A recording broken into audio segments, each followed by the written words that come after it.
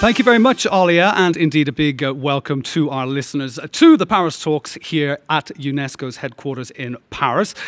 Now, just to cut straight to the chase, we have got three guests joining us today.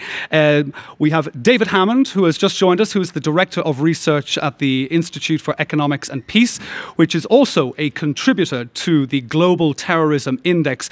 We had one of your colleagues on earlier this year to say that global terrorism is actually on the way down, despite what everybody would see on the news. So there is some good news out there. And also to David's left there, it's Stéphane Savarez, who is the CEO and co-founder of Technocarbon, who since the COP21 climate deal signed here in Paris back in 2015, you have been dealing really with climate change education and research for climate solutions and climate finance. So we'll be touching on issues. And of course, with the world climate protests and strikes that school children around the globe are undertaking today, it is great to have you on board for this chat with us here at Paris Talks. And last but definitely not least, it is over to Elizabeth Molividov, who is a law professor and a safety consultant, but who also advises on the crucial issue of online child protection and parenting in the digital age, which is definitely something that I've had first-hand issues with myself. So it's also great to have you at the talks today. As Alia said, we're going to discuss challenges to peace and security in the digital age. As new technologies and digital opportunities emerge and spread around the world, governance and security challenges have been brought to the forefront as they often call into question and sometimes threaten individual, national and international security, effective governance and even entire democracies. And we really are living in those times now. But many institutions believe that technologies, and specifically the internet, can be used as a tool for peace, with the United Nations even championing this. Now, with the internet just having celebrated its 30th birthday, just last week, I believe, when it arrived on the scene, it was instantly picked up as a tool for information, for communication. I remember seeing the first idea of a World Wide Web and these pages that were going up. The global village was born, and that was really the buzzword of the time. But its evolution through .coms and .bombs to the global hegemony that we see today of the GAFA tech giants such as Google, Apple, Facebook, and Amazon. Is the internet really a tool for peace? And that is a question I would like to put to you first, David. Sure. Well, thank you very much. Yeah, I'm the Director of Research at the Institute for Economics and Peace, and at the Institute we essentially have benefited from the internet being a data-driven research organization. So some of the work that we do, we certainly couldn't do without the internet, and the data revolution and the availability of data has really allowed us to essentially analyze the most peaceful countries and figure out what they have all in common, with the idea to be able to make some recommendations for building peace within the different regions. Mm-hmm. And the things that the most peaceful countries have in common, they have 8 things in common. They have a well-functioning government, they have a sound business environment, they have equitable distribution of resources, they have acceptance of the rights of others, free flow of information, good relations with neighbors, high levels of human capital, and low levels of corruption. One of the key things there is free flow of information, and obviously the digital age has allowed for that. But I think what we're seeing over the past few years is that while free flow of information is very critical to peace, what type of information is also very critical. Mm-hmm. And so, what we're seeing with fake news and the sort of erosion of trust in historical sources of information also kind of erodes the ability for those 8 pillars to interact with each other. Mm-hmm. So I think in terms of when it comes to how information builds peace, it's also a two-way street, because not only is information important for building acceptance of rights of others, for building equitable distribution of resources, but those things are also important in order to disseminate and be able to figure out what information people should consume. And indeed, the question, pulling on that thread, if you will, something, as I mentioned in the introductions there, the Internet Society, now the UN are saying that it's very much it's something that could be used driving for peace, and the Internet society, the actual internet society, is convinced that the internet is a unique platform for innovation, creativity, economic opportunity, and social inclusion. So that's the positive side. To say it is a two-way street. And this is a question I would like to put to you, Elizabeth. We can see the positive sides, but also they're saying that social inclusion is a positive with the internet, but it's also isolation and seclusion have come to the fore and have been exacerbated by the internet, specifically social media and cyberbullying. And this is very much your domain. How can one keep a lid on this? And it starts now, this is now the second generation we're seeing who have been born into an age where they have never had any memory of a world without the internet. Right. Well, I think that you've asked me a very tricky question because I was looking towards the peace aspect, and I really want to address that because I do think that that children have been doing a fantastic job with peace. With Parkland Survivors, they've been able to use social media to spread their word. Even now, today, with the climate, the children and what they're doing with climate change, they really can use social media for good. But if we pull back and we're talking about the negative effects of social media, of course, it's very difficult. It's difficult for the parents who are trying to guide their children on the digital highway to understand what are what's age appropriate. What can you find on these social media apps and platforms? Who's there? Who are they talking to? Exactly. Who are these virtual friends that they have? Are they a friend? Yeah. I mean, critical thinking is key here, and that's something that I find that both children and parents, just because of time constraints and everything else, we're trying to use this technology and these tools to the best that we can without always thinking, what's it for? Where's the data going? Who can see us? How long will these apps, will these videos, will these images, how long will they be online? Will they affect when you try to get into college, when you try to look for a job? It's all there on social media. Well, I mean, let's focus on the positive effects now as well. I mean, because we are bringing up the new generations that are now, today being the day that it is, they're taking to the streets. School children around the planet have walked out of their classrooms or are walking out to observe the World Youth Climate Strike and to call on governments to redouble their efforts to do more to reverse climate change for their future. And this has all been inspired by that 16-year-old Swedish activist Greta Thunberg, who has just been nominated for the Nobel Prize. So she's going to give Malala Yousafzai a run for her money to see if she can become the youngest ever Nobel laureate. But that aside, this movement is on the rise among teenagers, and it's very much a social media structured positive wave that is coming to the fore. And we're seeing, can we say that we're seeing this post-millennial generation moving away from the cynicism of their predecessors, the millennials? I mean, is climate change and its message getting through to you, Stefan? Definitely, I think the fact that today we have the Fridays for Future and the student strikes asking for immediate action to be taken against climate change, and this entails mitigation. I think this is a very positive sign. We must remember that we should not leave the next generations living in fear of climate change. We need to give them hope, and this should not be a blind hope. It should be a hope based on science, based on facts, based on knowledge. So I'm used to saying, if you don't have the climate schools, you're going to have climate wars. And I think we're back. We have connection there between climate change and the issue of security, which is climate change is an aggravating factor for geopolitical instability. It can drive huge migrations which are going to destabilize entire regions. And this is why mitigation is required, because if you only do adaptation, the problem might be so huge that you will never be able to adapt to huge problems if they are not checked, if you don't keep them under control. Is there a killer message that you send out following the COP21 climate deal? Is there just a kind of a killer sound message that comes straight out and hits straight to the core of the whole debate on climate change and how to tackle it? Yes, I mean, the question is, are we serious about climate change mitigation? Are we doing something?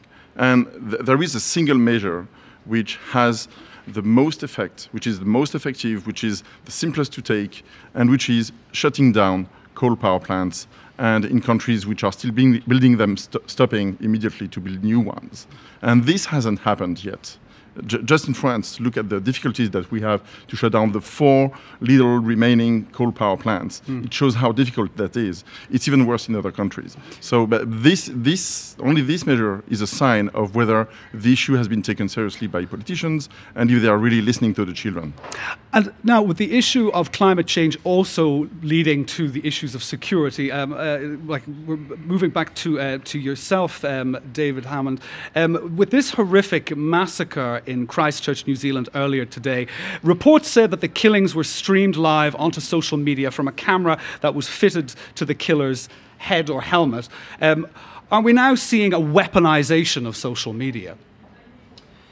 I think when you're talking about social media and peace, then there is this temptation to focus on that type of thing. So, I mean, if you're talking about social media and security, then people often raise the recruitment for organizations like ISIS. They raise the potential for social media to mobilize, in some cases, great mass movements in terms of, the Arab Spring uprisings and things like that. And the yellow vests, one could say as well. And yes, when in Paris. When in Paris, yes, of course. But and I think the reason this is a complex debate is because there is both sides of those coins, and it's very hard to argue one way or the other. And I think the way to really think about it is to see it in its full perspective of what has the internet brought to peace and security, and put a little bit of perspective and bigger picture around the sort of more sensationalist side. Okay, thanks for that. The point that I'd also like to put back to Elizabeth is we mentioned the global village, harkening back to, I can even quote the song from Delight, to the global village in the age of mass communication, new communication, I can't remember exactly what it was, but has the ideal of mass communication as a liberating power and an unconstrained platform for freedom of expression turned into a global, ungovernable dystopia that is just a vessel, if you will, for propaganda, advertising, and grooming the masses to be more outraged and hooked into this consumer vortex? We're already trying to keep a lid on the internet as it is now. What about the future? I like how you led me into that one. Yeah. But I would go back to what David was saying about sensationalism. Yeah. Because really there is so much that's out there that can just take us away from it. I think that we have opened up a Pandora's box, so to speak, but I do believe that with critical thinking, with oversight, with just calming down and really checking our facts, that hopefully we can manage these things. I think it's interesting that all three of us can cite to the negatives in our different areas, but we're all hoping for the positives. Yeah. And brings me on to my next question, which I would like to put to Stéphane. Of course, this is, we are living in very interesting times. We're looking also at how technologies can contribute to peaceful societies. Now, with 5G technology being rolled out in the near future, many see this as a revolutionary game changer on how society will evolve. And some experts are, however, warning that 5G poses a danger for the future of humanity, and that from what we have developed to date is totally sufficient. We're trying to get that genie back into the bottle as it is. And to paraphrase the chaos theory character played by Jeff Goldblum in Jurassic Park, we were so busy seeing if we could that we forgot to ask if we should. Stéphane. Well, I don't see why 5G would be a threat to climate change. I mean, 5G enables having smarter systems, which will be more efficient in terms of transportation, in terms of energy consumption. So would you say that would be just kind of a Luddite paranoia to say that you might... As any technology, it can be misused. So 5G could be misused because it's so powerful, but also we will need 5G networks to build the smart systems that we need to tackle climate change. So you're very pro the 5G. There's no negative in it. You see yourself directly. It needs to be controlled and regulated. And there are some very simple criteria, which is, okay, what are the CO2 emissions of a 5G network? Well, this brings me on to, how, a question about like how can nations use technology as peacekeeping tools in increasingly complex environments, and also you're saying about 5G, if it is well looked after, regulated, doesn't isn't misused.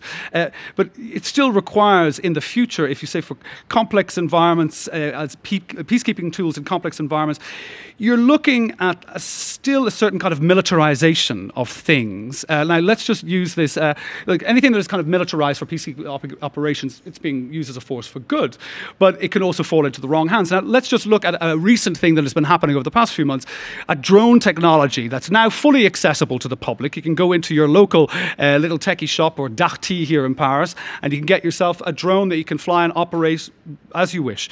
And that is now causing airports to shut down as pranksters and cranks are just wanting to see what happens for a laugh.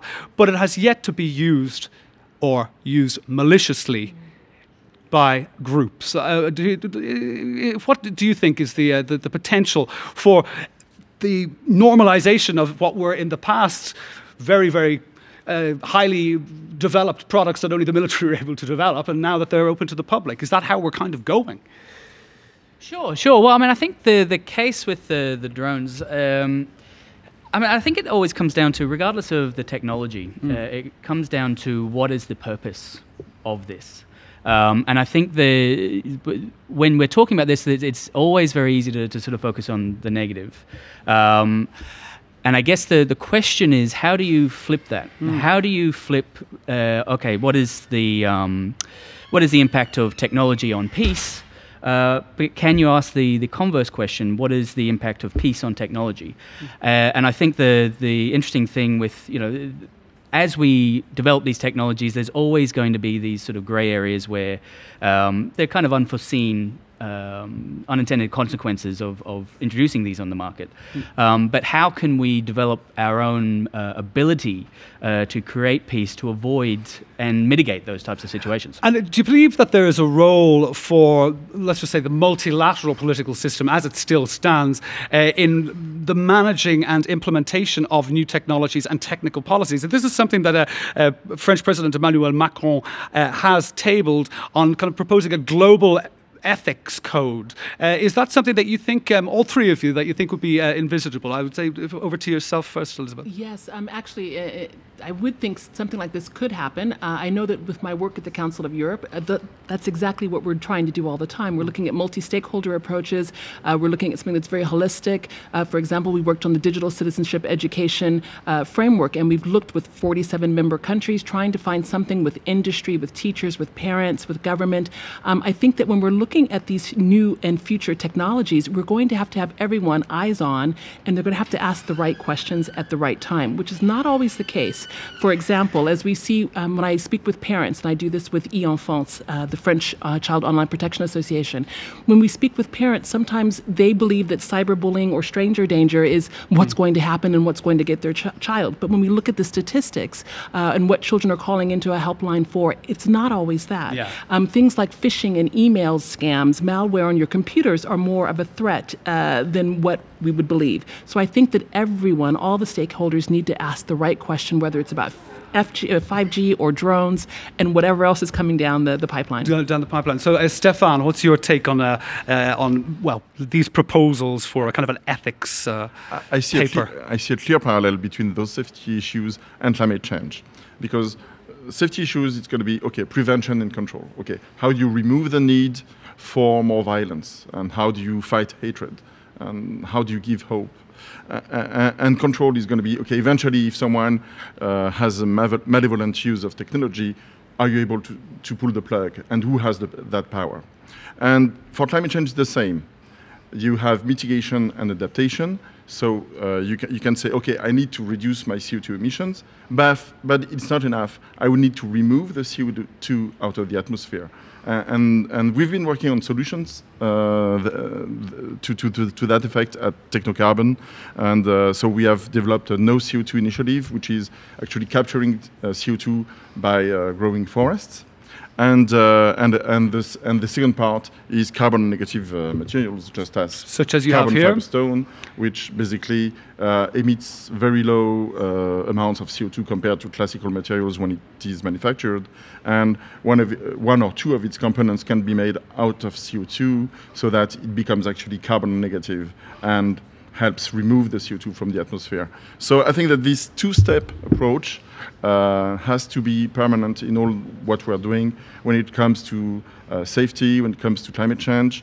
We need to have really to think with both hemispheres. Mm-hmm. And your comment, David? Sure. Well, I mean, ordinarily I'm in Sydney, so I wouldn't like to comment on Macron. While you're here, at least. Yeah, I know, but it's beautiful to be here. But on the multilateral the question, the Institute for Economics and Peace works a lot with the UN, the World Bank, on peace-building operations, but more specifically, resource allocation to certain things. Sure. And I think with the digital age, if you focus on some of the maybe negative trends that we see is the erosion of trust in certain sources of information. And I think the multilaterals are in a great position to try and build and try and become a legitimate source of really useful information that can be used for more accurate resource allocation. Now, this, just to follow up on that point for a proposed ethics code, if you will, should an ethics code, in your opinion, we're saying joint approach, where should the emphasis lie? Should it focus on innovation and development, or should it focus on governance and addressing cyber threats and or fake news, one could say? I mean, is there a balance that can be found, do you think, in the implementation of this? Elizabeth? I'm not sure. Yeah. I'm really not sure, because even as we think about the ethics, let's just take it down to a different level where you have social media companies and you have the engineers who are developing these things quickly and getting them out. Are they thinking about what are the ethical implications? Indeed. Well, that brings me nicely on to my next question, in all fairness. I recently read a report in the New Yorker magazine that asked the question, how much of what we see on the internet is fake? Its conclusion was, well, quite a lot, actually. As bots impersonate humans, humans impersonate bots, and vice versa. And however that works, I do not know. And this, however, there is a goal to this. It's just to inflate the lucrative click markers and boost online figures. How can this be dealt with? David? Sure. Well, I mean, I think, just from it's a very complicated. I mean, I agree with Elizabeth. It's very complicated, and the Pandora's box analogy I like, because that really is what we have. We have this amazing tool, the most amazing tool that we've ever constructed socially, and yet it has these sort of side effects. So I think the only way. Technology has a life of its own. It's gonna, it's gonna outrun the legislation. It's gonna outrun all these things. So we'll be picking up the pieces no matter what happens. But I think because of that, then it becomes a social issue. So if you look at the work that the Institute for Economics and Peace does, we not only look at peace from a security lens in terms of absence of violence, we also look at it at a positive social lens in terms of positive peace. And I think building education on positive peace allows people to consume information in a much more usable way. So basically, you're implying that there should be a civic education drive, really, to put it back in the hands of the people, to say, look, don't be a troll. I mean, in the short term, that's an option. A step forward. Yeah. And I mean, Stefan, when we were talking before our broadcast today outside, there's also the arrival of fake science. Yes. The quacks that are coming forward, the climate deniers that are stepping forward, whatever envelope they're getting from wherever it's coming from, it would be nice to find out. So just tell us a bit of your experience of these, fake science now that is coming to the fore. Well, we are trying to keep up, so we just rebuilt our website. Yeah. But it's true that we're seeing more and more of those fake science websites, and they have been revamped and new ones appear. So there is a lot of money which is right now invested into fake science, and there are vested interests, of course, to do that. And the solution is exactly the same. It comes in the end to the reader, to the people, to pick it through and understand that it's wrong. So, but for that, we need to provide education. It's really, the climate school would be, part of the climate school would be that, okay, how do you detect that such website is sending the wrong message about the climate? And just on that, when since COP21 that was signed back in 2015, the US has withdrawn from that, and you have people who are fans of Trump, people who aren't fans of Trump. But have you found that the message is still getting through, despite the naysayers, if you will, or the climate deniers? No, we've seen progress of the anti-climate change websites and anti-climate change science, and we've been really we are starting to see that there are missing updates and missing new science facts on the American website. But other countries are making up for it. But it should not last. We hope it won't last for too long. And is the main vector for that education online? It's the internet. Is it? Ironically. Yes. Well, actually, we have a physical classroom program, okay. and we are really developing that strongly, but it's slow. The internet is immediate. Immediate, of course. And then it's bringing me to our final point, or my final point that we can discuss today. I'll first give it to Elizabeth, because I think this is very much in your domain. It's a very simple question. How can individuals inform and protect themselves on security in the digital age? We'll start with you, Elizabeth. Oh, I love that question. Think. Even when we were talking about the anti-science and some of the things that are out there, if people are just thinking, it's not so much that they have to have the education, if they're just doing some critical thinking. This is the whole idea with media and information literacy, is to take whatever it has, whatever that's new, and to really think and analyze. You were talking about education as well, and that is one of the things that we're doing at the Council of Europe, is looking at digital citizenship education to get people to think, because we can't always put anti-climate things, we can't put the exact issue in front of them, but if they have the ability to analyze, critically think, no matter what the issue is, then they should be okay. Should be. And what about yourself, David? Sure. I mean, I think it's the same thing. I mean, at the Institute for Economics and Peace, we do actually do peace training, and we teach how to self-regulate. There's no lack of information out there, so on a personal level, I don't share anything because it doesn't. It's not going to add anything. Did you unsubscribe from Facebook when the scandals hit the headlines? I didn't. I just don't share anything. Yeah. There's too much information. They don't need to hear from me. Gotcha. And Stefan, I mean, you kind of got the ball rolling on this one. Your take on how to inform and protect. I've seen that you are the kind of the teacher now, if you will. You are the professor of information. Well, we have a number of websites, and there are very good governmental websites about climate change, and so you should go to science and check the facts. Exactly. Science doesn't lie. That's exactly it. And that is a nice way to end our talk here today. David Hammond, Director of Research at the Institute of Economics and Peace, thank you very much for being on the programme. Stéphane Savarez, CEO and co-founder of Technocarbon, thank you for being on the programme. And again, last but not least, the star of the show, Elizabeth Molovidov, who is the law professor and safety consultant specifying in parenting in the digital age. Thank you all for being on the program today. And thank you all over at RFI HQ for joining us, and all our listeners out there here at Paris Talks at UNESCO.